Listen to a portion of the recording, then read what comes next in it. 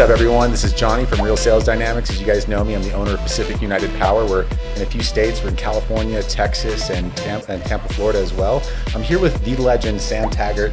Many of you guys know him already. If you guys are not familiar with who he is, you need to go check out his channel on Door-to-Door Experts as well as Door-to-Door University. We've been running in the same circles for almost over now 12 years. One of the biggest beasts in the industry, so we're super excited to have him here on our channel. And please stay tuned, watch this, learn tons. And if you haven't checked it out already, Door-to-Door Experts, that's a great space for you guys to add to your skills. I'm glad to be here, man. Let's dive in, dude. Sam, what's the story, man? How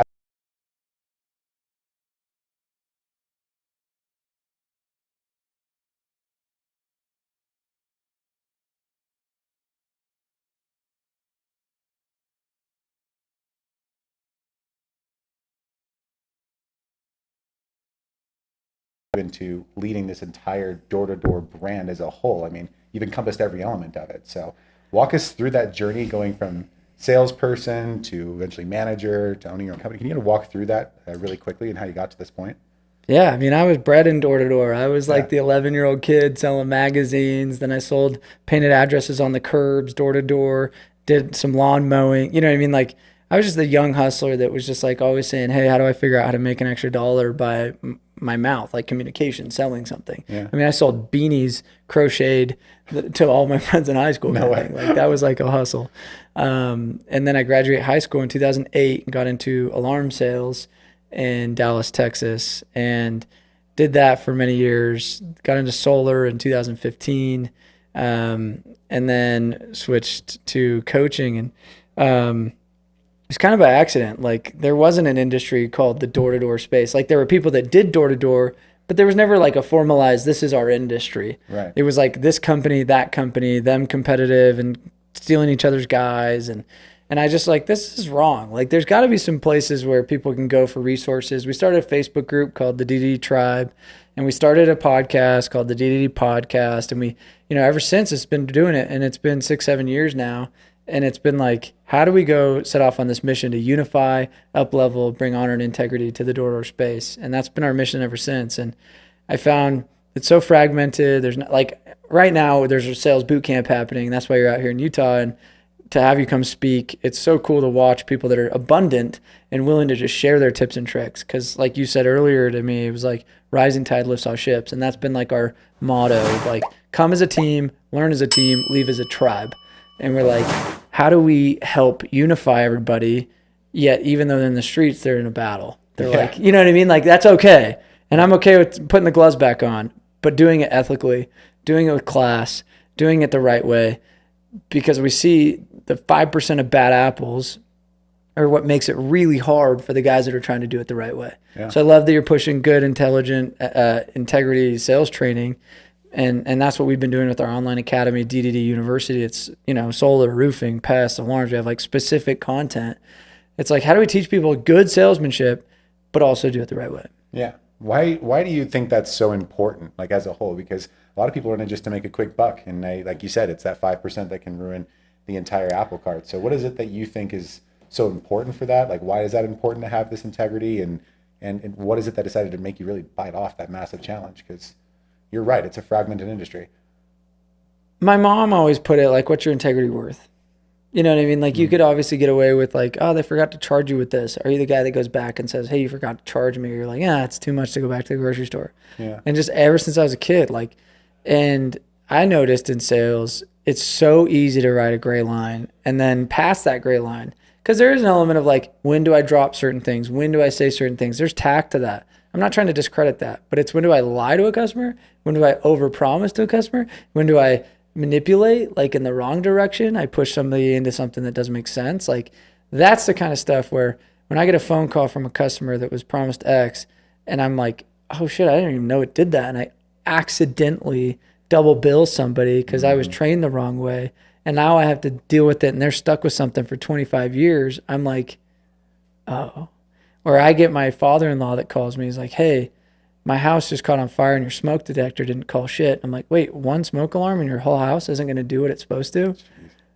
And I'm like, that's my father-in-law. Didn't even work, bro. Like, you know what I mean? You're just like, damn it. So then I had to start being like, damn, I got to give more points away when I sell an alarm system because I like can't ethically feel good. And now my point bank went negative $1 million. Yeah. And I was like, oh shit. Like, I can't just go in there, half give them a product and think I'm okay. Because I feel like karmatically, whether it's now or in 5 years, I know sales reps that were best in class that got fired for being shady, got XYZ for doing something stupid, and they made tons of money, and then their businesses fall apart 5 years later, and they get like kicked in the nuts hard. And I'm like, bro, it all adds up. Like, however it's going to karmatically come back to you, it will come back. Yeah. And it might be indirect or it might be direct, and I just firmly believe in that law.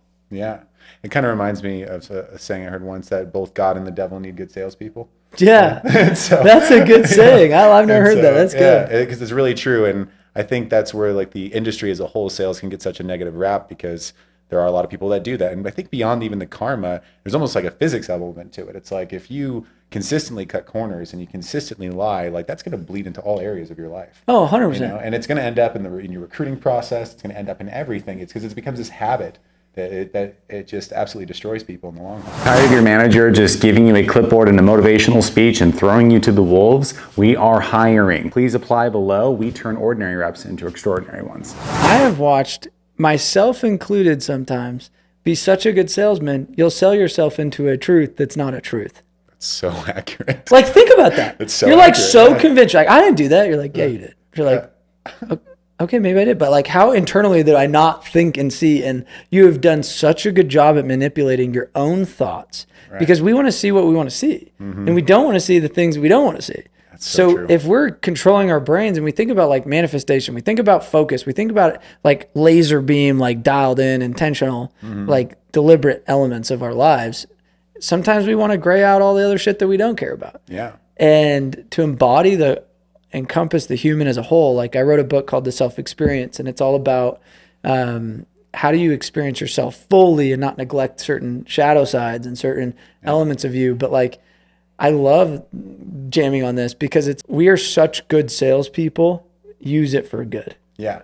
And 100%. Don't sell yourself into the wrong direction and manipulate yourself because it is a real thing. Yeah. And you know, that really reminds me of a lot of the times you have people that are outside the industry that they look at sales, it's like, oh, you're just a manipulator, right? You're just somebody who's highly manipulative. And I think it really goes back to what you're saying as far as it's like, hey, look, like even in assessing your own values, that takes a tremendous amount of brain power.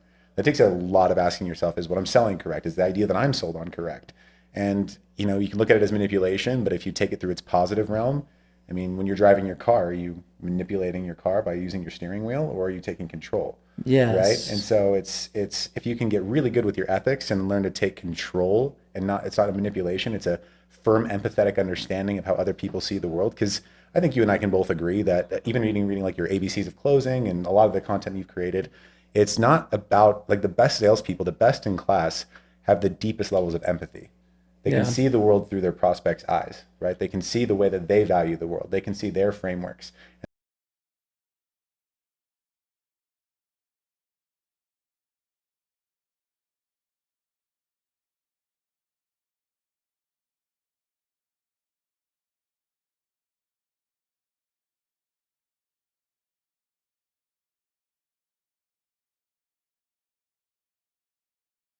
Community. 100%. And so if it lines up with all three of those things, then you have yourself a really good product. Because what I've noticed is let's say it's good for you, but it's bad for your family, right? That's something that is maybe it makes you a workaholic and your family never gets to see you because you haven't figured out, you're not in the right vehicle, you're not selling the right thing. It could be a job like that. Or maybe if it's good for you and good for your family, but bad for the community, well, maybe you're leading a drug cartel, right? Yeah. Exactly. and maybe you're doing something that's good for just your family and bad for the community. But if it's good for all three, and you can firmly stand in front of a large number of prospects and have that conviction, I think the rest can be able to take care of itself. Well, that's like servant selling. That's like, I'm here to serve you with my service and product, not I hope you just buy this and never use it kind of thing. And I think, you know, there's been times where it's like I've been getting sold something and I had to look at the client and be like, if I buy this, it will end up on a shelf and I won't ever touch it. Yep. I'd be buying it just because I want to appease to you as a good salesperson. I hope you know that. So if I choose to buy this or not, know that I have zero value in this. Yeah. It's due to just me being a nice person. Yeah. Does that make sense? Oh, And there's 100%. other things where I'm like, damn, you make a good point. Thank Yeah. you. Like, 100%. and we should love to get sold. I just did a training. We're doing our sales boot camp. We host events monthly at our training center. And, you know, I literally just got off stage training on this concept of like, we buy how we sell how we buy. Yes. And we object how we object. And we project our objections on others when it doesn't necessarily need to be this case. So I said, if somebody says, I'm not interested, how often am I not open to possibility? Sure. If somebody says I don't have enough time, how often am I making the excuse of I don't have enough time? So I never make time for things I prioritize. So it's like, where am I actually attracting the objections that I'm not living with? Does that make sense? 100% So I can't afford it. It's like, how often do I say I can't afford shit, then I live in a broke mindset? Right. Versus I can afford the things I care about. I figure out how to come up with the money to buy the shit that I want. Exactly. Exactly. Does that make sense? Oh, it's 100%. And it's like, wait a minute, if I told myself I figure out how to come up with the money to buy the shit I want, how much more abundant would I live my life? Right. Versus always walking around with my shoulders slouched saying I can't afford shit. Yeah. Like, do you want to always be a broke ass dude that can't afford shit? Or do you want to be the dude like, if I want, I buy it? Yeah, 100%. 100%. But if I don't live this way, and the same thing goes with ethics, if I don't live this way, I'm not going to attract customers. I'm going to attract abundance. I'm not going to attract the deals that I want. So coming back to like aligning ethically to start really letting things all fall into place also has to line in with character and how I see and operate my life in all aspects of my life. Where if it's like, oh, I'll do it later. Hey, come back. Do you have a card? Or are you just somebody that's super indecisive and never takes action? Right. Are you an inherent procrastinator? Yeah, you inherited it's shit. Yeah, I am. Damn it. No wonder I always get that damn injection. Yeah. Because you let people procrastinate, including yourself. Yep.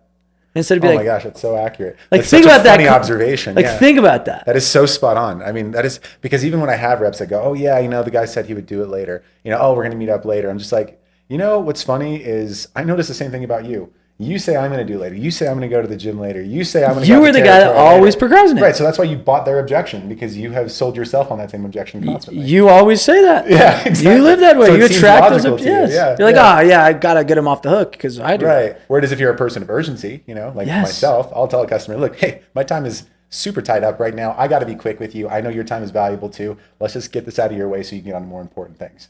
And Yes. that blows through that objection. I don't deal with that. Because you believe in your time is really valuable. 100%. But if you're one of those guys that you don't value your own time and your own life. Because then, you go to the mall and sit around and look at stuff for 45 minutes. Right. You take a I don't- 2-hour yeah. lunch break in your car. Exactly. Then you are going to have no urgency because you sit in your car for 2 hours. Yeah. And when a customer says they can't afford it, you're going to relate to them because you're like, yeah, I can't afford things either. Because you're also broke. Exactly.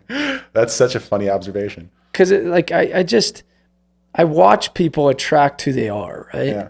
And that has to do with customers, that has to do with reps, that has to do with a lot of things. And I've trained tens of thousands of salespeople now. I've helped hundreds of companies grow and scale. And it's like the first thing I do is I'm like, can we assess like truth?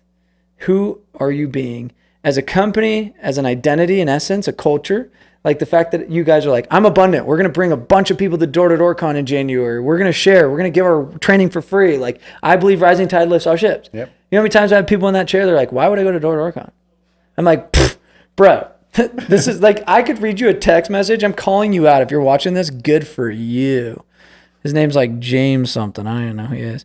What does he say? He's like, hey, bro, can I just like buy the Golden Door? James Altieri. He's like, I have a bunch of guys that hit Golden Door. Can I just pay you money and not come and send us the Golden Door Award? What's my response? No, you can't. No. Like, why wouldn't you just bring the team? And celebrate with the industry, bro. Right. He's like, well, I don't know. I don't want to go associate with a bunch of mingling with a lot of posers without saying any names. There's plenty of guys doing door to door, blah, blah, blah. Like, you know, and I'm just like, he's like, I'm uninterested in surrounding myself with people like that. I'm like, uninterested in surrounding yourself with all of the best top dogs in the whole country, like coming together, sharing tips and tricks. Like, and Absolutely. I go, oh, just don't come, bro. Yeah. Like, but I'm like, he's attracts certain people in his life and he thinks the way that thinks. And I'm like, you just don't align. Like, don't come. I don't want that energy there. I mean, like, look, you also have to have like a radiating confidence. I know that if I take my people to Door-to-Door Con, I know that I've given them so much value. Yes. And I'll continue to bring them value that I'm not, it's like being afraid to take your girl out to like out to the restaurant. You know what I mean? Are you afraid that someone's going to take your girl? Like, where's your confidence at, dude? Yeah, Like, I love it. Yeah, and I'm over here like, I just want to surround and attract the people that want to be there. Exactly. And the people that aren't coming aren't supposed to be there. Yeah. And the people that make and they go, well, I already know everything might be the thing. I'm like, okay, live your life already knowing everything. Yeah. Or live your life. Like, I just watch people have these same belief systems that bleed into everything they do. So true. It's so true. And I love this topic so much. And I genuinely think that if everybody just brings that radiating confidence of like, I'm here to just give away the house, it's amazing what attracts. It's kind of like that movie Field of Dreams. You know, if you build it, they'll come. Yes. Right? It's exactly what it's like. Well, you get thousands and thousands of views on these videos, and my podcast, same thing, thousands of views every week. And it's like, I found when I first started this, I remember sending text messages to people being like, hey man, can I have you on my podcast, share tips and tricks? And they're like, no. Why would I share my tips and tricks? Yeah. And I'm like, I look where they're at today, and I'm like, what a short-lived life. Like, what a small way of thinking. Mm-hmm. Where I think the people, like, I look at Gary Vee, and he's like, I'll give 99% of my stuff away for free. Yeah. It's like, why? Because 99% of the people won't do shit with it. It's 100% true. It's like, you watch this video all day, it doesn't make you better. I mean, like, just look at the number of people that are extremely overweight. You think there's not a diet plan out there that you can't get for Google, free? Yeah, you there's can't people Google in prison that get in shape, right, without gyms and with a terrible diet. So it's like 100%. If you're afraid to give away information, then that fear is just going to bleed into like all things in life. And so you want to give it away. And then, you know, what's funny is eventually you give enough of it away for free, and people go, I want to go right to the source. You know, like this person already, like it's funny because with our applicants at our company, we don't post job listings. You can't find us on Indeed or Craigslist or none of that. You have to find us through our channel. And we have found that the average person that applies has usually watched 4 to 6 of our videos before they've applied. So we just deposited huge value in them well before they've ever even applied. And it's been amazing. We've hired the best people because of it. I have 2 recruits. I said, you have to come to my sales boot camp before I even start you. Yeah. So they're sitting and they're studying right amazing. now. And I'm like, you're going to come to my effing sales training, and then I'm going to see how it goes. Yeah. And then then we'll interview. Yeah. And then I'm like, you're not going to work with me if I'm not just going to I'm just not hire anybody. Yeah, exactly. And I think number 2 is there are a lot of people that are spectating. You know, people that they will get on a video and watch it all day. And then I get on the phone, I'm like, hey, it's $1,000, get DDDU, or it's a $500 ticket to Door to Door Con, or whatever, right? Oh, I'm not like, yeah, if you gave me a ticket, like literally this morning, yesterday, a guy's like, hey, I want to need your help with this. He's like, what do you think? I was like, just come to my sales boot camp tomorrow. I'll give you a super good discount. He's like, I'll come if it's free. And I was like, hell no. Why? Because I'm like, if you just look for free everything, I'm trying to look at I'll look up this guy's text. But it's like, if you try to get everything for free and you think YouTube's going to make you great, maybe all the right content is on YouTube. Sure. But I think what's missing is people aren't willing to invest their time, their money into something, which is themselves. Yep. And I think the missing component, why I don't give super cheap tickets to Door to Door Con like I used to, why I don't just give free everything like I used to, is because I started to realize like your value is great because you can come work for me and you can get the value of being closer, my proximity, my community. Mine is a little different where it's like, I'm going to make you pay to play because you're going to treat it differently if you paid to play. Sure. Hence the 30 people that are sitting in my sales boot camp right now. Right. And I'm like, how many times am I afraid as a salesperson to put my money where my mouth is, and where is that limiting me? And then you're going out and asking customers to put their money where their mouth is, yet there's your dissonance. Yep. And I think this is where there's too many people watching YouTube channels, and there's too many people listening to podcasts, and not enough people investing. And I was like, I wish I could charge like X dollars for my podcast. I'll give it away, but I'm like, I hope you realize that the difference of people in proximity is much greater because they paid the money. Oh, I so agree with that. It's like, I mean, I've spent tens of thousands of dollars on my own sales training. You know, before Door to Door University existed, I was using Cardone University. You know, I spent $5,000 on that when I was like 22 years old. People thought I was crazy. It was like, no, look, if I can get one good piece of information, one good close, that could translate into hundreds of thousands of dollars over the course of my lifetime. And if it's exactly what you said, it's people value what they invest both their time and their money into.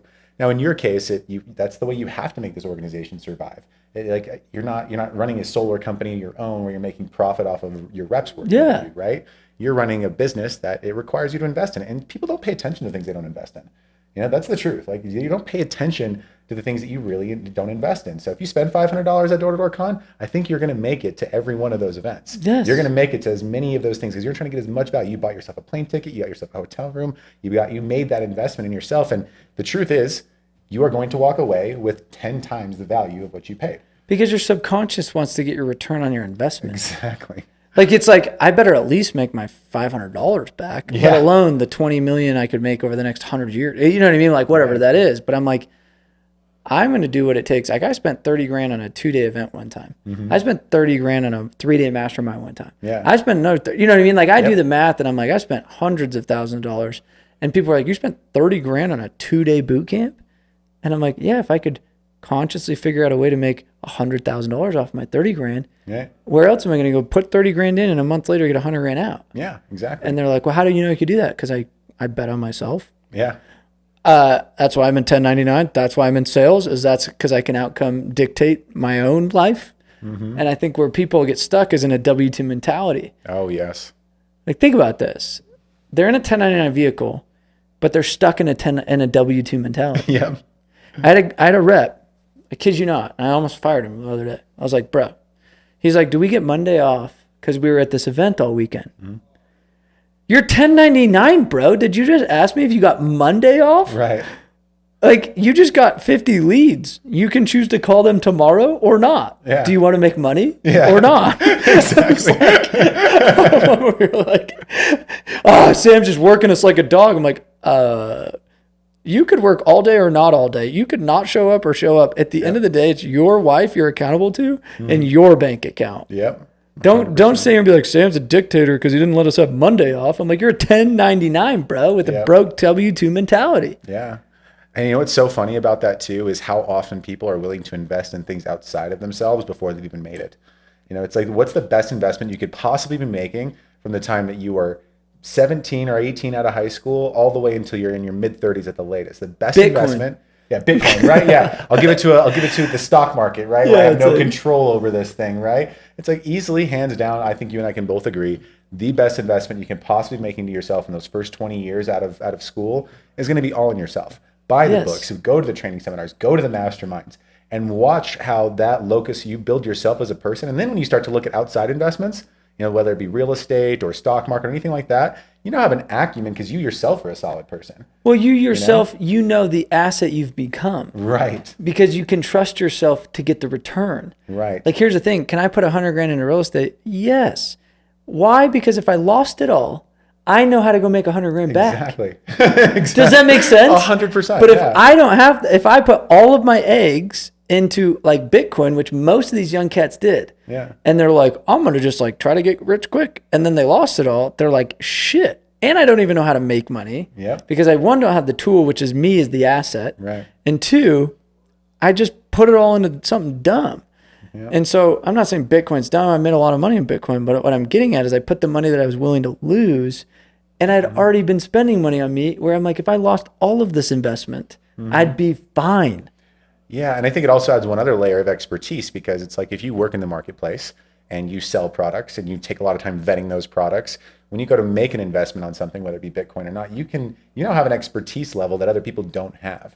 You know, if you're just this guy who's going to it like it's a casino and you're throwing money at it, you're just being speculative, but if you've made enough money, like let's say you've made a few $1,000,000 a year or $500,000 a year, whatever it is, you now have a level of experience that allows you to be a far more sophisticated investor. That's 100%. Why they call them certified investors, right? Like the government doesn't even let you invest in certain things unless you make a certain amount of money because they think that you are going to burn yourself. Which we're building a fund right now. Yeah. So we're launching a $10 million fund at the end of the year you have to be a certified investor. And everybody's like, Sam, why are you setting up? There's two types of fund that I could set up. I could set a non-accredited and an accredited investor. Yep. Why are we going the accredited? Well, because I don't want to deal with a phone call of a dude that gave his life savings of 50 grand. Yep. And he calls me, he's like, where's my money? I'm like, you're not going to see your money for 6 years, man. Yeah. Like, you don't get anything. Where you get a distribution check 2 years later for $600. He's like, $600? I gave you my whole life. Yeah. Like, yep, that's how these things work, my man. It's just doing its thing called investing. I wish we had accredited salespeople too. Man. Yeah. I'll tell you what, I was just talking earlier to a buddy of mine, and I was just like, you know what's funny is my reps that are the brokest are the neediest. You know what I mean? They're the ones that constantly hit me Well, up I, for things. I You know? started in 2016. I started what's called the Sales Blacklist. Did you Oh ever hear yeah, about that? wasn't that on your Facebook Well, it was a on the door to door try? yeah. We put it Yeah, on the tribe, but it was a actual website that you could pay $20 to view all the history of a sales rep, yeah, and it would show if they were blacklisted. So I yeah. had probably I don't know 10,000 sales individuals on there, and then I had probably 900 blacklisted. Wow. Like it like was a thing. Yeah.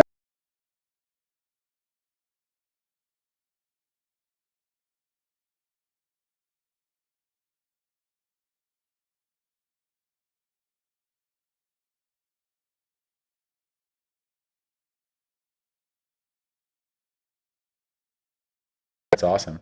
It was on Squarespace somewhere, and somehow the freaking domain didn't get renewed and paid for. Oh, And I was dang. like, I don't know how to get this back because I couldn't find the login credential. Gosh, that'd be But if valuable. I'm not even kidding. Like, I somehow spent 20 grand developing this, and I somehow couldn't figure out how to log back in after 3 years of building this thing. And then I got to the point where I was like, oh, this is a great story. I probably should tell more. And I was like, oh, whatever. I'm over it. I'm doing all this other stuff. I was like, I don't want to be known as the freaking bad cop, good cop dude. Like, that's its own thing. The industry does kind of need it, though. I It can't tell needs you- it, bro. Like, tell you the people I've fronted money and they disappeared. Oh my gosh. the fact that I had 900 blacklisted cats on there already tells you, like, it was a thing. Yeah. And I was like, why do I spend so much money? I started the DD Association, tons of money into that thing. Started a blacklist. I mean, you know, business I've started and just been like, why do I do this? I'm telling you, it's funny. Oh man, there's a lot of stress with it, though. That's without a doubt. There's a ton of stress that comes in with biting off something ambitious in general. So, yeah, a lot of the times you stop and ask yourself, why am I doing this? You know? So that's a good point. There's a lot of salespeople who are like, I want to be a side hustle of this, or I want to be an entrepreneur in this, or I want to have this. And I'm like, I've bought and sold 4 different softwares and or shut them down. I've had a lot of side projects. I have 2 nonprofits that one I'm firing and putting on pause. Should have been yesterday, but sorry, dude, if you're watching this live. By the time you see this, you are not working here anymore. But like, what I'm getting at is like, I think a lot of people see all the shots that people make, right? That's the highlight reels on YouTube and podcasts. But like, I don't think they see the shots that they miss. And then I don't think they realize, like, I beat this drum for 7 years. Like, that's why we have 4,000 people come to Door to Door. That's why we have, you know, thousands of people that are in our training platforms and consults and do the stuff that we do. But like, I think if I wouldn't put all my eggs and intention and spend my 70-hour work weeks or 40-hour work weeks or whatever doing the same thing, beating the drum, we wouldn't be here today. If you just think by putting a side hustle, I remember my uncle, he's like, dude, don't try to run 3 different businesses and be successful at 3 different businesses. Right. Like, run one business and be good at it. Mm-hmm. Name me somebody that's running 3 separate businesses as their full-time businesses and are winning. Right. You know what I mean? And I think so many people think, like, I'm going to do sales. Then they distract themselves and they spend 3 hours a day selling, which makes them hundreds of thousands of dollars. And then they're doing the side hustle that makes them $30 a month. And you're like, what are you doing, man? Yeah. Unless you're like all in, go all in on the effing $30 a month thing and like bet on it. Put all your effing chips on that thing. 100%. But it's never going to scale unless you put your intention to it. Yeah. No, I couldn't agree with that more. I mean, I've had a lot of my top reps fizzle out because of some side hustle or some drop shipping thing that they were getting involved in. And I'm just like, dude, the funny thing is had you just put in all of your time into this, you would have guaranteed yourself success. Yeah. And you guarantee it over the long haul. Like, persistence breaks resistance, plain and simple. I mean, I remember when Door to Door Con was just some small event. Actually, I remember I went to one of the earliest ones. I think you had it like in Vegas or something. It was at, I don't know what it was. It was like an Airbnb house. That was a sales summit. Yeah. It was a sales summit. Yeah. Yeah, I remember going to that. Yeah.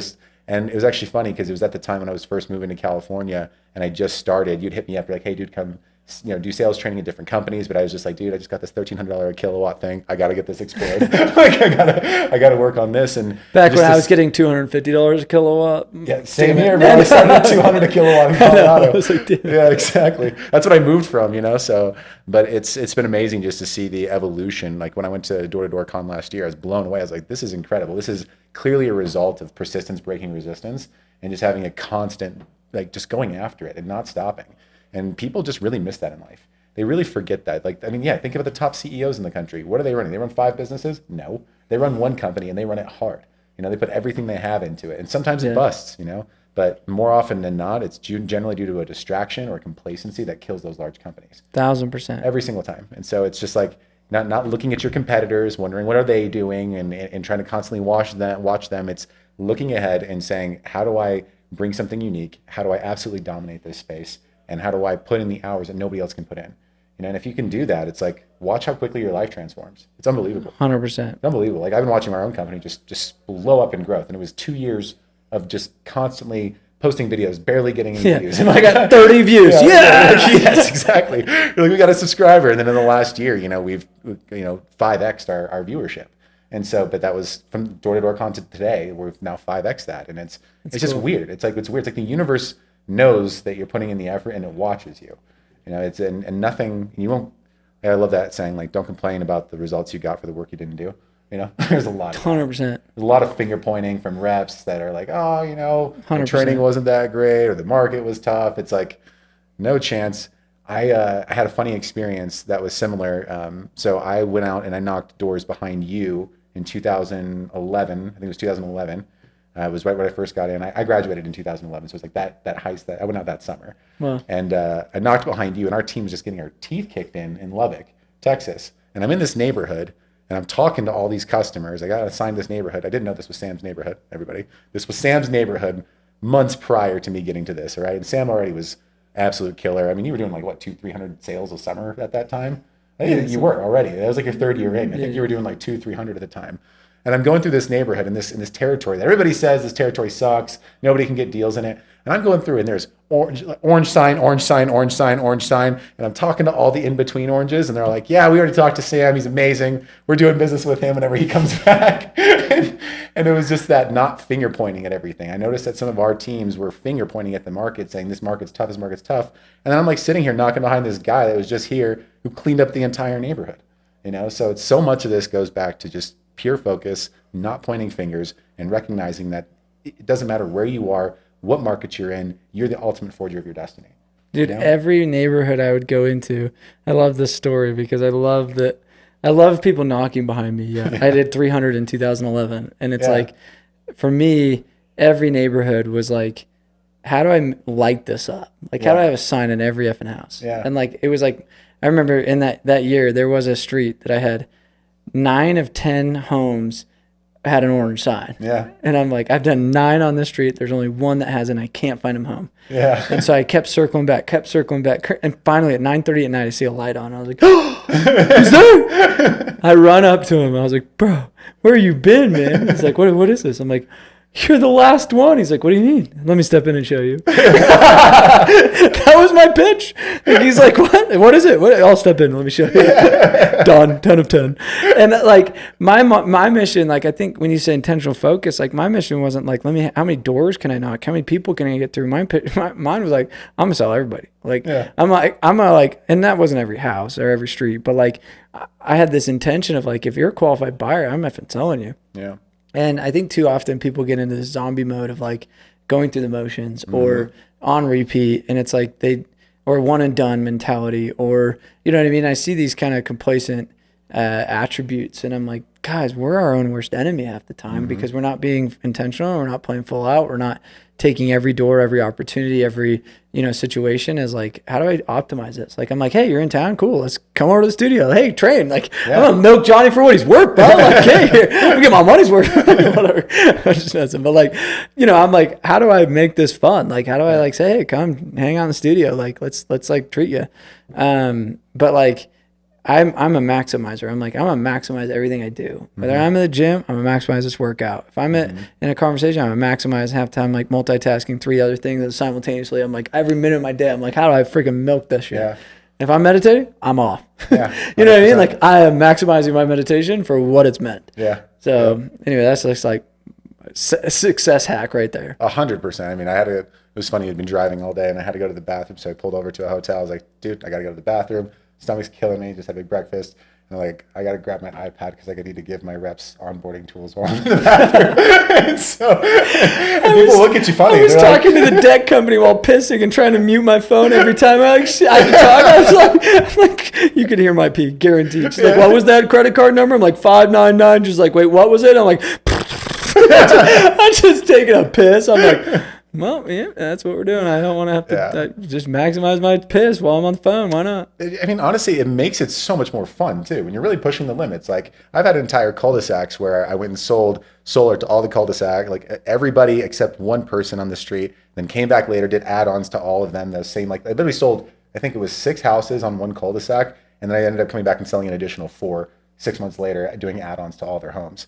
And it's just that there's something about that feeling. There's something about that feeling that even when you have the guy that says, I'm not interested, and you're like, no, look, I understand. I got this neighbor here handled, this neighbor here handled, this neighbor. I caught you at a bad day. I'm going to come back because I'm sure all of them, they all said you're going to love this. So I'm going to come back here and we're going to have a conversation when time's a little bit better. Love that. And never burning those opportunities and just keeping in mind that a lot of the times too, when you're talking to people, I mean, think about that guy you talked to at 9:30 at night. You couldn't catch him at home because he was probably busy doing other things, right? Yep. He was an easy sell. Yeah, probably the easiest sale you're going to have, right? And I can't tell you how many times I've had a manager that I had an amazing manager years ago, and he would say, hey, so I know you're saying you're done with this territory, but if I go into that neighborhood, can I pull a deal out of it? And I'd be like, probably. Frick. Yeah, okay. In that case, I'd just say, don't make me put Jenny behind you. Yeah. Maybe have somebody come out there and pull a deal, because then I know you didn't juice it for everything it was worth. 100%. Maximizing the opportunity to its fullest. 100%. So yeah, that's why I think that summer I didn't do 300. I did 150, but still killer though. I mean, I was like 18 trying to figure this thing out, and I did not have my habits in line at the time. No, but like impressive. I'm impressed with what you've done, man. I think, a lot of people don't realize there's so many amazing sales individuals out there.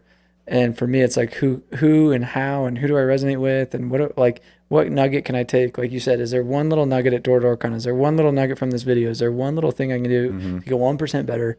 And I think a lot of people don't take enough time to make it to this far along in the podcast, for example. They're like, listen to the first 5 minutes, we're good. Yeah. And like, if you made it to this, high five, you should get a free ticket to Door Con. Send me the link. I was like, you watched all the way here. So just text me and I'll see what I can do. Yeah. No, I'm just like, for me, it's like, there's too many people that don't take it serious enough, and they don't figure out how to integrate what's the takeaway and what am I going to go implement. And so appreciate you being on this show, and I'm glad you had me on your show. It's cool. This is going to be a great episode. I already know it. Last thing I do want to ask though for you, because this is a question that I get from people that are new to the business all the time. What would you say the 3 best books are to start reading as soon as you get into sales? I know this is a tough one because we read a lot, but if you had to give it 3 to start. I would say like The Compound Effect I really liked, because it just teaches the basics of, kind of like Pound the Stone is a fun one. But like that's kind of the mindset. And then you've got Psychology of Selling. That was like one of my first. Tracy, yeah. But if you want more tactical sales, I actually like Closer Survival Guide by Grant Cardone. Yep. And then ABC's a Closer. I'm going to do a selfless plug. Like, yeah, 100%. It is a very good sales book that is tactical in door-to-door or in solar or in whatever you're selling. Like, because a lot of the books are like, great, I'm supposed to interpret this word. Like, I like Never Split the Difference, but Chris Voss is coming to Door.com this year, which is actually really exciting. But like, I watched his master class on, I watched, I like his style, but it's hard to interpret negotiating into a door, right? So it's like, how do I know how to associate that? Or ABC's of Closing, it's like, just say this line, say this line, say this line. Right, exactly. So not to be like selfish plug, but that's it. Those are. Hey, I read ABC of Closing. It's actually funny. I read it right after we had done this video about front-loading objections and like what we can learn from Eminem. And then I looked through your book and I was like, oh, right, he has a whole chapter on this. I was just like, this is perfect. Yes. Yeah. So no, I agree. It's like that direct literal translation is helpful. And then I think just kind of like what you're saying about Chris Voss, it's like, if you can learn to go for no, even on the doors, getting yourself affirmative no's, which if you guys haven't read that book, I highly recommend it. I highly recommend it in the Lady DJ night voice. That's what I'd say. It's a fantastic book, and going for no is powerful. And so, but thank you so much. I mean, this is awesome. Really loved it. I'm so excited. Guys, you've got to go to Door Con this year. If your manager's saying don't go to it, he's probably just scared you're going to get recruited. So keep that in mind, but definitely come. Even if you get 2 or 3 really important nuggets, that's going to translate to tens or even hundreds of thousands of dollars throughout your career. And so just keep that in mind and make sure you invest in yourself. 100%. Awesome, man. Thank you. Guys, there should be links below, so click the links and we'll go get you a discount code, go through Johnny's code, and let's make it happen. Let's do it, man. Okay. Thanks, brother. Awesome.